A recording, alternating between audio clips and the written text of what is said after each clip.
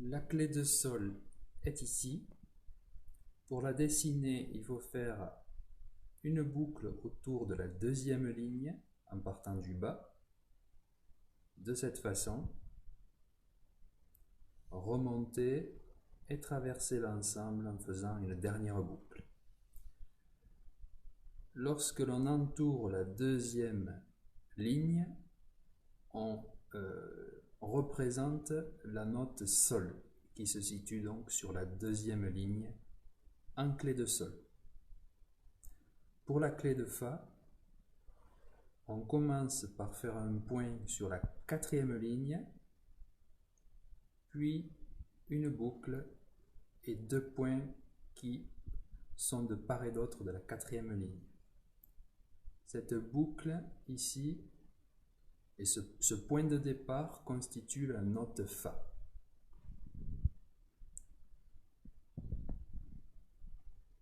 Voilà pour les clés de sol et de fa.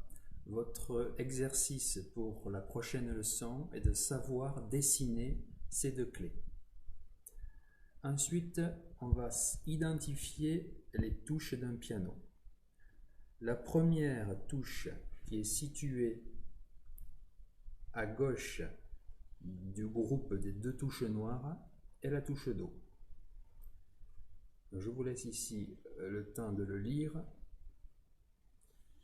Et les touches qui sont noircies sont Do dièse, Ré bémol, Ré dièse, pardon, Fa dièse, Sol dièse et La dièse. L'espace qui va d'un Do à un autre Do constitue une octave. Donc je vous propose soit de dessiner ce schéma chez vous, ou soit de faire une capture d'écran et de l'imprimer. Donc si on reporte ce schéma sur les touches d'un piano, nous avons ici le Do central, et ici le Do à l'octave. On verra les notions d'octave un peu plus tard. Do, Ré, Mi, Fa, Sol, La, Si, Do. Dans un premier temps, je vous propose de retenir où se trouvent ces notes sur le clavier. C'est le deuxième exercice que je vous propose avant d'entamer le deuxième cours de piano. Ensuite, il est indispensable de connaître, ou plutôt dans un premier temps de savoir lire, le tableau de correspondance entre les notes et les touches du piano. Le voici, ce tableau. Donc avec un peu de recul, il ressemble à ça. Donc, il est composé de deux parties. En bas, le clavier d'un piano sur lequel sont écrites les notes. Et en haut, deux portées. Une en clé de sol, où sont regroupées les notes sur l'ensemble de la portée, et une en clé de fa, où sont reportées les notes sur l'ensemble de la portée. Il faut savoir qu'il y a une équivalence entre les notes de la clé de fa et les notes de la clé de sol. Cette équivalence est symbolisée par des traits ici.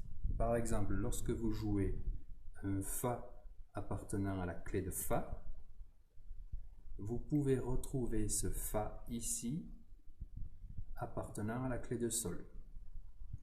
Et l'ensemble correspond à une seule et unique touche. Ce qu'il faut retenir dans un premier temps, c'est où se trouve le Do central.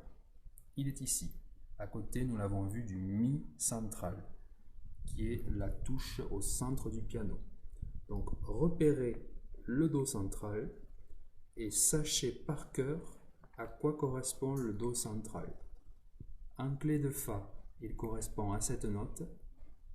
En clé de sol, il correspond à cette note. C'est très important de savoir ça, car c'est un repère qui permettra de lire des partitions.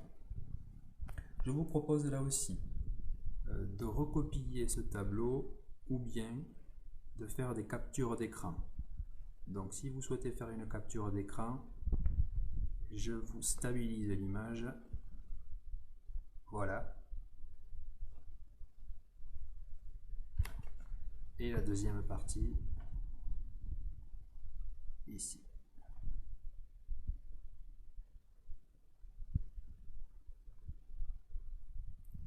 Donc, inutile de l'étudier par cœur. Dans un premier temps, il faut savoir écrire sur une portée le Do central. Une portée en Fa, une portée en Sol, en clé de Sol. Et dernier élément qui constitue cette première leçon, c'est la nécessité d'acheter, d'investir dans un métronome. C'est très important, c'est l'élément de base du pianiste. Il vaut mieux acheter comme celui-ci un métronome mécanique plutôt qu'un métronome digital à chiffres, car celui-ci permet, le métronome mécanique permet à la fois d'entendre le son et de voir le tempo à l'aide de la barre centrale qui se déplace. Voilà, c'est la fin de cette leçon 1, avec pour exercice, avant de passer à la leçon 2, il faut savoir dessiner les clés de Sol et de Fa, il faut connaître l'emplacement et savoir nommer les principales touches d'une octave, Do, Ré, Mi, Fa, Sol, La, Si, ainsi que les touches noires. Et dernièrement, il faut savoir localiser le Do central, à la fois sur l'instrument et à la fois sur la portée en clé de Sol et en clé de Fa.